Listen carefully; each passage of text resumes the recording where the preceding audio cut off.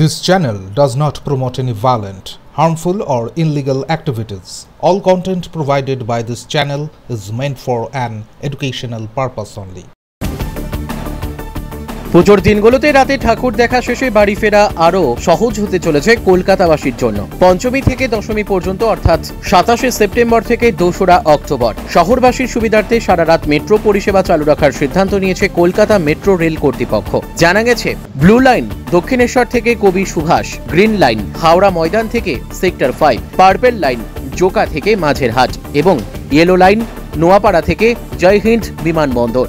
এই 4টি রুটেই চলবে বিশেষ রাতের মেট্রো পরিষেবা। তবে অরেঞ্জ লাইনে অর্থাৎ কবি সুভাষ থেকে বেলেঘাটা পর্যন্ত মেট্রো চলাচল 27শে সেপ্টেম্বর থেকে 2রা অক্টোবর পর্যন্ত সম্পূর্ণরূপে বন্ধ থাকবে। মেট্রো রেল কর্তৃপক্ষ জানিয়েছে, ওই সময়টিতে প্রযুক্তিগত রক্ষণাবেক্ষণের কাজ চলবে।